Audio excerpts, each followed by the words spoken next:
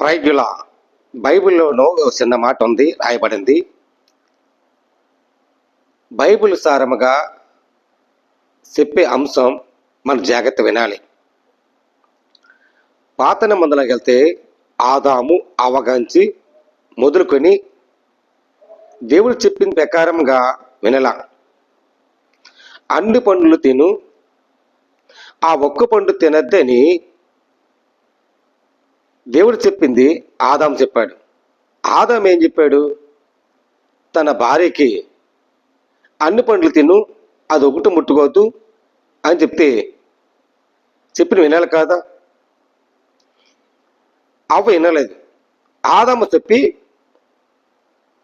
తన మరి కొద్దిగా అన్ని రకాలకి అన్ని విషయాలు చూసుకుందాం ఆ ప్రదేశం అని వెళ్ళినప్పటికీ అప్పుడు అవ్వ ఏం చేసింది తెలుసా? అన్ని తిన్నప్పుడు అది ఒకటి తింటే ఏమవుతుంది అని తినేసింది. అప్పుడు వేదన, దేనికి వేదన పడుతున్నాం, దేనికి ప్రయాసపడుతున్నాం? స్త్రీ తన గర్భమును ఆ బిడ్డ పుట్టినప్పుడు ఎంత వేదన వస్తుందో ఈ పాత నిబంధనలో ఒక చిన్న మాట రాయబడింది. మిక్కిలి ప్రయాస గర్భవేదన మిక్కిలికి హెచ్చించి వేదనతో ఉంటుంది. ఇక్కడ ఆదికాండం 3:16 వెళ్తే ఆయన స్త్రీతో నీవు ప్రయాసను నీ గర్భవేదనగా నేను మిక్కిలి హెచ్చించుదును, వేదనతో నువ్వు పిల్ల కందవు, నీ భర్త ఎడల నీకు వాంఛన కలుగును, అతడు నిన్ను ఏలను మున్ను. ఆదాముతో నీవు నీ భార్య మాట విని తినవద్దు తినేసాడు. భార్య మాట విన్నాడు, తిన్నాడు. భార్య తప్పు చేసింది, తప్పు చేసి అది ఏమిటని నీకు తిననిచ్చింది. ఈ రోజుల్లో జీవితాలు ఎలా ఉంటున్నాయి? ఎక్కడ చూసినా తన భారాన్ని మోసుకుంట్లా బరువెక్కిపోయి అడుగుజాడల్లోనూ వాంఛనలో పడిపోతున్నారు. ఆలోచించాలి. మన ఎడారిలో ఉంటుంది ఒక వంతెన. ఎడారిలోనూ ఎక్కడైనా చాలా ఉంటాయి. అయ్యా జంతువులు కొన్ని భారం అవుతాయి. ఎడారిలో చూడండి, ఒక ఒంటి ఉంటుంది. ఆ ఒంటి కుర్చీని ఎలా లేస్తుంది, నడిచినప్పుడు ఎలా నడుస్తుంది? అది వంగిని రెండు మోకాలు వంగి తన భారం మోసుకుని పైకి లేస్తుంది, తన భుజమే తట్టుకుంటుంది. ఆ ఒంటి మీద ఎంతైనా భారం వేయండి, తను మోసుకుంటూ వెళ్ళిపోతాయి ఎడారి ఎంత దూరమైనా. ఈ రోజుల్లోనూ ఒంటికున్న ప్రయాసము, మన భారం ఎంత మోస్తున్నాం, వేదన అయిపోతుంది. దేనికి ప్రయాసపడుతున్నాం? దుఃఖం, వేదన. మత్తయి సువార్తలో మాట ఉంది, సమస్త జనములారా నా యొద్దకు రండి. సమస్తం, అక్కడ ఒక మాట రాయబడింది. మత్తయి 28 వెళ్తే అక్కడ మాట రాయబడింది, ప్రయాసపడి భారమును మోసుకుచున్న సమస్తం జనములారా నా యొద్దకి రండి. దేవుడు పిలిపించాడు. సమస్తం జనములారా భారమంతా నేను మోస్తాను, రండి. మీకు విశ్రాంతి కావాలా? చాలా మంది విశ్రాంతి ఉండలేదు, ప్రయాసపడుతున్నారు. కుటుంబాల కోసం ప్రయాసం, బిడ్డల కోసం ప్రయాసం, అలాగే జాబులు చేయడానికి ప్రయాసం. ఆ ప్రయాస పడిపోతే మన జీవితాన్ని గంటలం. గెలవాలంటే, నడిపించాలంటే, విజయం పొందాలంటే ప్రయాసపడాలి. చాలామంది ప్రయాసపడరు. ప్రయాసపడకని చాలామంది కూడా ఎక్కడ ఉందామా, ఎక్కడ తిందామా, ఎక్కడ ఏ ఇంట్లో సేఫ్టీ ఉంటుందా, ఏ ఇంటిలో మనకి మెక్కిద్దామా అని ఆటల కోసం ప్రయాసపడతారు. వాళ్ళు ఏమైపోయినా పర్లేదు, వాళ్ళ జీవితాలు ఏమైపోయినా పర్లేదు, వాళ్ళ కుటుంబాలు ఏమైపోయినా పర్లేదు, వాళ్ళ ఫ్యామిలీస్ నెంబర్ అయిపోయినా పర్లేదు, వాళ్ళ బిడ్డలు ఏమైపోయినా పర్లేదు, మనం తిన్నామా, వెళ్ళామా, వచ్చేసామా, ఈ ప్రయాస చూస్తున్నారు. దాన్ని ఏమంటారండి?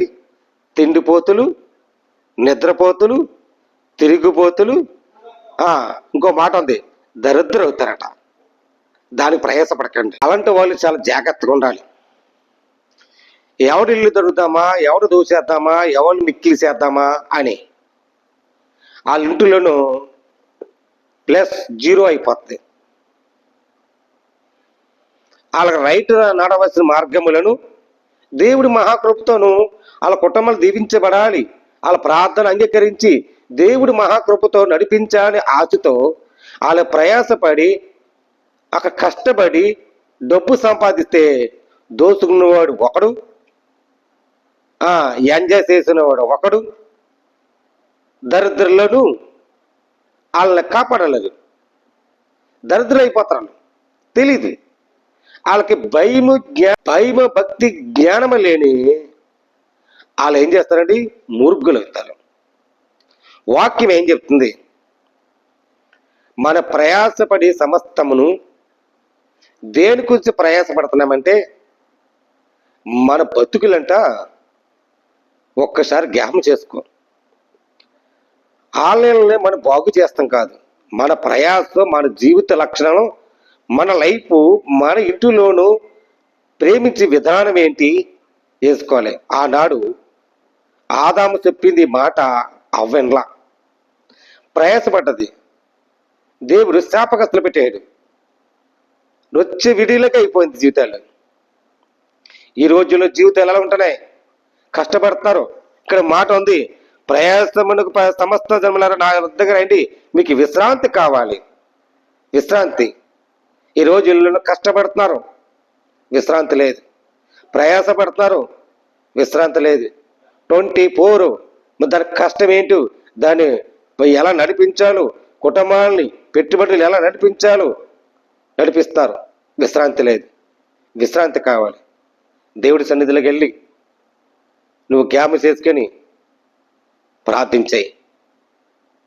చాలామంది కష్టపడి చాలామందికి ఆదరిస్తారు, ప్రేమిస్తారు, వాళ్ళ కష్టాల్లో ఆదుకుంటారు. ఆదుకొని అలా లేదు ఇలా లేదు ఆయన, ఇచ్చేస్తాను ఆయన, ఇదిగో మాకు ఇలాగా పేరెంట్స్గా ఒంట్లో బాగలేదు, లేకపోతే మా మరదస్గా ఒంట్లో బాగలేదు, ఇలా బాగలేదు, ఇలాగా అవసరం వచ్చింది, సహాయం చేయమని వాళ్ళు 2-3 ఫోన్లు చేసి సందర్భంలోనూ వాళ్ళు మాట్లాడుతుంటారు. ఫస్ట్ అవసరానికి, తర్వాత ఇంట్రెస్ట్ తగ్గిపోయి వాళ్ళ హృదయములను చూద్దామలే, చేద్దామలే, ఇద్దామలే. అప్పు తీసుకున్నప్పుడు నువ్వు ఉద్దేశం ఉంటేనే ఉద్దేశం లేనప్పుడు అప్పు తీసుకోవద్దు. ఎందుకంటే దానికి తీర్చిపోతే దానికి 2 రెట్టింపులు దేవుడు వసూలు చేస్తాడు. వాక్యంలో రాయబడింది. అప్పు ఇచ్చినాక చేసేవాడు కానీ అప్పు తీర్చుకుంటాం దేవుడు చూడాల. అప్పు తీర్చేవాడు దేవుడు, కానీ అప్పుని దాన్ని పెరగకుండా సమృద్ధిగా మనం చూసుకోవాలి. కష్టాలు ఆదరించాడు, ప్రేమించాడు. మరి వినే కష్టాల కుమ్ములు పోయిపో, నీకు తోడిచ్చాడు దేవుడు. నీకు దానికి ప్రతిఫలం ఇచ్చే 2 రెట్టింపులు ఇచ్చాయి. అది ఇవ్వలేని చెరిపెట్టేసి లేకపోతే ఇదే అని అదే అని నష్ట చెప్పు.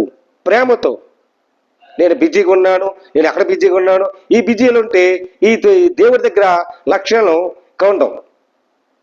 ఆనాడు ఆదాము చేసింది, అవ్వ చేసింది, దేవుడు చెప్పిన మాట వినలా, అన్ని తినమనడం, అది తినద్దనడం, మునిగిపోయారు. ఈ రోజులు కూడా ప్రయాసపడి తన కష్టముతోనూ మరి విశ్రాంతి లేకని ఎవరికైనా కష్టంలో ఇవ్వాలంటే మరి వాళ్ళకి ఇచ్చిన మరి తిరిగి ఇచ్చే ఉద్దేశం ఇవ్వలేక స్థితిలో ఉండిపోతారు. ఈరోజు చెప్పుకునే బాధ. ఎంతమంది ఫ్యామిలీస్ నమ్మలున్నారు ఈ రోజుల్లోనూ నా బంధువులే, నా తోడబుట్టిన వాళ్ళే, నా అన్న వాళ్ళంటే నీ అన్న వాళ్ళే, నీ తోడబుట్టిన వాళ్ళే నిన్ను తీసి నిన్నే సెలమని చేస్తున్నారు అవసరానికి. ఈ రోజుల్లోనూ మనుషులు నమ్ముట కంటే, రాజులు నమ్ముకంటే యెహోవాను నమ్ముకోండి. దేవుడే నీ యెహోవా, ఆయన పరిశుద్ధ దేవుడు. సమస్తమును నీకు ఉపకారం చేస్తాడు, అపకారం చేయడు.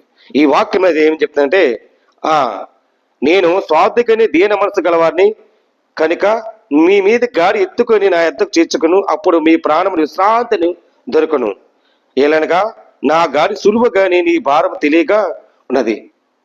ఆ భారం అంతా ఏం చేస్తాండి, సులువుగా ఉంటుంది. దేవుడి దగ్గర సులువుగా, మన తెలివిగా ఉండాలి. కష్టంలో ఎవరైనా వచ్చాడనుకో, ఆ కష్టంలో సాయం చేసి వాళ్ళకి చెప్పు. మార్గంలో తెలివితేటలు చెప్పు, ఇచ్చే మార్గం చెప్పు, ఇవ్వకుండే మార్గం, ఇవ్వగొట్టే మార్గం చెప్పద్దు. విశ్రాంతితో ప్రయాసపడి దేవుడిని కనుక మనం దేవుడి నమ్మక విశ్వాసంతో ఉంటున్నాం.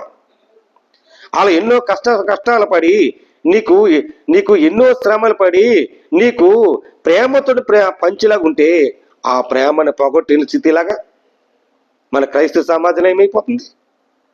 ఈ రోజుల్లో ఎలా ఉంటున్నామంటే దయాకరటం లేదు, దేన మనసు లేదు. ఇక చూడండి, నేను స్వార్థకి దేన మనసు గలవారే కనుక ఆ రకం ఉంటేనే. అప్పుడు ఏంటండి, ప్రయాసపడి సమస్తమును నీకు విశ్రాంతి కావాలంటే దేవుని ఎత్తకుంటు. అప్పుడు దేవుడే వసూలు చేస్తాడు, దేవుడే దాన్ని రాపట్టు చేస్తాడు. దేవుడే నీకు తన పాప బద్ధకములను అలా విడిపించి దేవుడు ఇచ్చినట్లకు సహాయం చేస్తాడు. ప్రియమిత్రులారా, యేసు ఆనాడు ఆ కాలమున ప్రయాస తగ్గట్టు విశ్రాంతి వెళ్ళి ఆ విశ్రాంతి దినములను ఇజ్రాయేల్ అడిగి అక్కడుండి దేవుని మందిరములకు వెళ్ళి అక్కడ ఉన్న దేవాలయం నిండుకుంటే ఎంతమంది ప్రార్థనలను విశ్రాంతి దినమున గొప్ప కలిగేశారు. స్వార్థకముతో దీన మనసుతో తన గాడి మొత్తుకున్నాడు. మన మనసును సంతోషించినట్టుంది. ఈ విషయం తెలుసుకోవాలి. ప్రయాసాన్ని భారము దేనికండి? భారం అంతా దేవుడి మీద వేయాలి. మనుషుల మీద భారం వేయకండి. మనుషుల్ని మోసం చేయకండి. వాళ్ళ భారానికి మీకు ఇచ్చారు, దాని సంతృప్తి తెలిసి దానికి రెట్టిపడి పనులు చేయండి. దేని స్థితిలో ఉంటే, నీ ఇవ్వలేని స్థితిలో ఉంటే వాళ్ళకి చెప్పి విధానం వెయ్యి. వాక్యం సారంగా నడివే విధానాలు.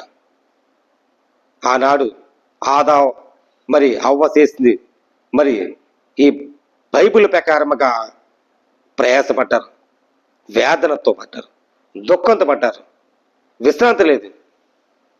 ఈ వాక్యం తెలుసుకోవాలని ప్రభుపక్షమకి మీకు వందనాలు తెలియజేస్తున్నాను. దేవుడి మాటలు దీవించి ఆశ్రయించిన కాక ఆమేన్. ప్రార్థన చేద్దాం. ప్రేమగల తండ్రి, కృపగల దేవాటి స్తోత్రాలు. ఈ వాక్యం ప్రభా దేనికి ప్రయాసపడుతున్నమ్మ తండ్రిన సమస్త మీరు ప్రభాన సహాయం ఇచ్చేందుకు స్తోత్రాలు. మీరు చేయని ప్రభా గొప్ప కార్యం తెచ్చిన ప్రభాన నాయన వ్యాధులతో దుఃఖంతో ఉన్నవాళ్ళు అలా క్షమించి నీ లోకముల దృష్టిలో కానీ నడిపించి గొప్ప కార్యం తెచ్చమని ఆశ్రయించమని యేసయ్య పరిశుద్ధాత్మ పేట మీద పరమ తండ్రి ఆమేన్.